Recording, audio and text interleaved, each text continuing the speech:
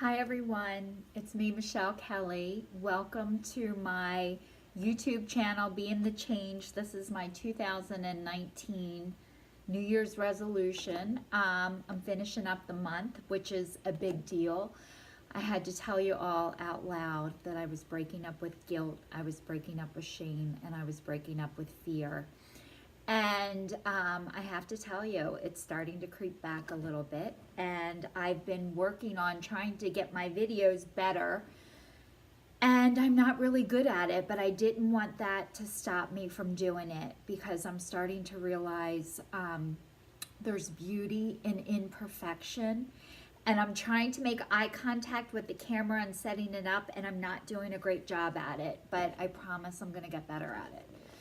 I am going to read you the thing that has inspired me the most to get this started. I've read it in all of my videos and I'd like to read it again for anybody who hasn't heard it, but even if you have, I hope this is starting to sink in. Our deepest fear is not that we're inadequate. Our deepest fear is that we are powerful beyond measure. It is our light, not our darkness, that most frightens us. We ask ourselves, who am I to be brilliant, gorgeous, talented, and fabulous? Actually, who are you not to be? You are a child of God. Your playing small does not serve the world. There is nothing enlightened about shrinking so that other people will not feel insecure around you. We are all meant to shine as children do. We were born to make manifest the glory of God that is within us. It is not just in some of us, it is in everyone. And as we let our own light shine, we unconsciously give others permission to do the same. As we are liberated from our own fear, our presence automatically liberates others. Marianne Williamson. So as I read that every time I do my video, I hope it's inspiring you to find where you fit in and where you belong. And as I'm doing that for other people, hopefully, I know I'm doing it for me more. And I have to tell you, I just got back from Nashville. I went down there last week for a songwriting course, and it was great and wonderful. And you know, I said I broke up with fear and shame and guilt this year, and it's been in my life for a very long time, and I'm trying not to let it back in. However, when I got down there, it definitely showed up. It's so hard not to compare myself to everybody else, and I think that's one of the struggles that I've struggled with throughout the course of my life is comparing myself to others. And I think now with the internet and social media, it's even harder not to do that because you always get to see everybody's best or what it seems like is their best. And I want to be that way too. I'm not going to lie. I would love to show everybody my best all the time. However, I don't feel that way all the time. And I think if I don't feel that way all the time, there's got to be other people that don't feel that way all the time either. I know in my worst times, in my most vulnerable times, is when I don't want to be around people. But that's what I've realized is when I need people the most, is when I feel the worst, because it helps distract me and get me out of myself.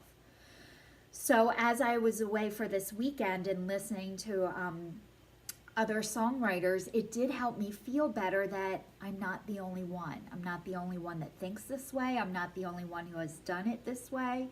I'm not the only one who doesn't do it like that.